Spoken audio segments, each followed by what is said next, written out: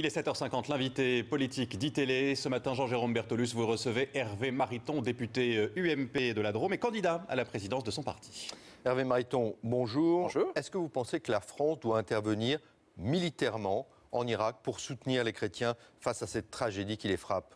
La France doit aider les Kurdes à tenir. Il y a beaucoup de vaillance de la part des Kurdes, mais un manque d'équipement. Donc oui, la France et d'autres pays doivent fournir aux Kurdes des armements qui leur permettent de mieux tenir face à l'offensive de l'État islamique. On a une armée manifestement puissante du côté de l'État islamique. On ne comprend pas très bien comment elle s'est constituée, mais on ne va pas laisser comme cela à la fois les populations démunies et les Kurdes sous-armés. Nous devons aider les Kurdes. Aider les Kurdes, y compris avec des frappes, par exemple ?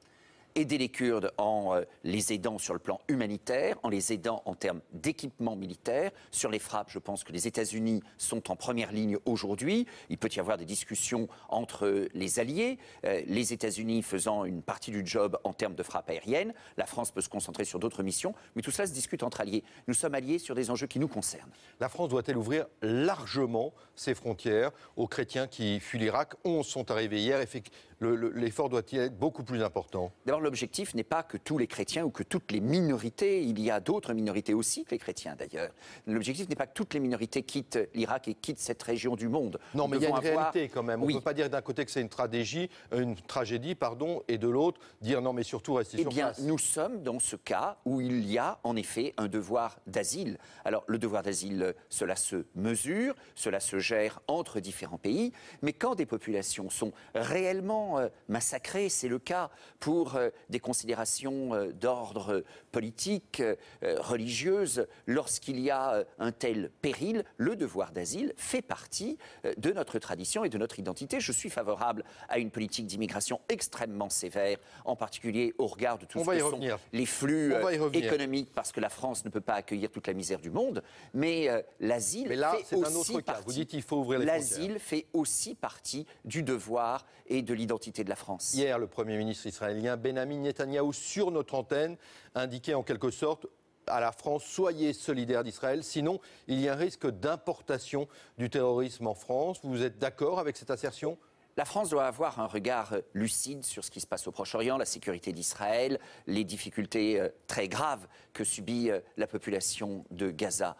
Ensuite, il faut appeler un chat un chat. Le Hamas est une organisation terroriste. Et le Hamas, qui a véritablement kidnappé la population de Gaza pour s'en servir comme bouclier humain, est aussi très accoquiné avec différents mouvements terroristes islamistes sur la planète. Il n'y a pas eu de crime de guerre par Israël ? Non, je ne pense pas qu'il y ait eu de crime de guerre, même s'il y a une situation tragique que subissent en premier, et quand on regarde les nombres effroyables, la population de Gaza. Mais c'est cette situation horrible où une organisation terroriste prend la population comme bouclier humain. Hervé Mariton, retour en France. Donc il y a eu ce drame également d'un petit enfant nommé Zachary. Manifestement, le SAMU, le service public, ne se serait pas déplacé dans un quartier sensible de Seine-Saint-Denis.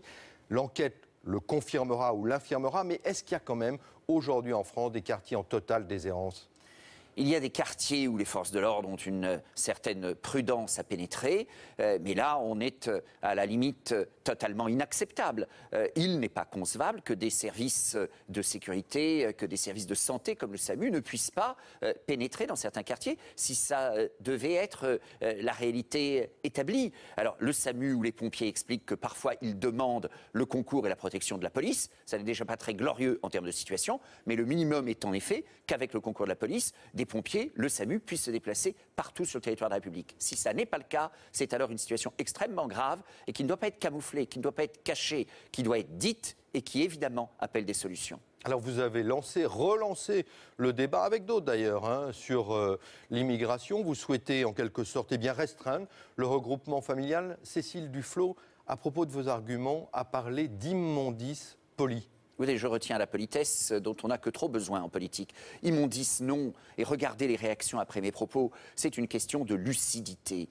Nous devons en effet limiter considérablement le regroupement familial. Le regroupement familial est une des causes importantes d'immigration en France aujourd'hui, dans des conditions... Introduit par Valéry Giscard d'Estaing et Jacques Chirac. Mais la droite n'a pas toujours fait de bonnes choses et les époques ont aussi changé. Je dis simplement que si nous voulons que la société française réussisse l'intégration, si nous voulons aussi parce que l'urgence humanitaire peut le commander, accorder le droit d'asile, comme il en est de la tradition française. Il faut par ailleurs qu'on gère notre politique d'immigration de manière rigoureuse, stricte. Et ça ne se fait pas uniquement avec des généralités, ça se fait avec des mesures. Moi, j'ai proposé une mesure, mais je l'ai proposée il y a déjà quelques mois, en tant que responsable du projet à l'UMP, qui est une mesure de bon sens que d'autres pays appliquent, qui est de dire que les nouveaux entrants familiaux ne doivent pas engendrer de nouveaux droits sociaux. Quand c'est des Français qui demandent à leur famille de les rejoindre en France. Oui, parce que c'est une règle qui concerne la personne étrangère qui rentre sur le territoire, qui ne doit pas engendrer de nouveaux droits sociaux, que la personne qui la fasse venir soit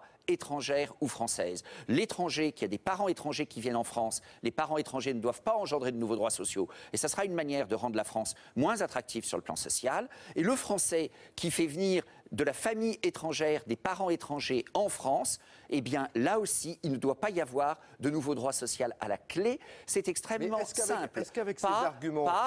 Pas de droits sociaux accrochés à l'arrivée d'étrangers sur les prestations sociales non contributives. Mais est-ce qu'avec ces arguments, comme ceux d'ailleurs d'Éric Ciotti ou de Christian Estrosi, vous n'êtes pas un certain nombre à l'UMP à finalement vous emparer de ce qui était pour l'instant un monopole du Front National, c'est-à-dire la préférence du Front, la préférence nationale? Mais, vous voyez, ce n'est pas une question de préférence nationale, c'est une question de gestion des flux. Si on veut limiter le regroupement familial sans prétendre l'interdire complètement, ça n'est pas possible. Je ne suis pas dans un concours de démagogie. Mais si on veut limiter le regroupement familial, il faut alors limiter les incitations au regroupement familial. Et clairement, la générosité des prestations sociales pour les entrants familiaux sur les prestations non contributives, pour être technique et complet, il faut l'être. Si je dois répondre poliment à Madame Duflot, cette générosité provoque des flux que la France ne doit pas autoriser aujourd'hui.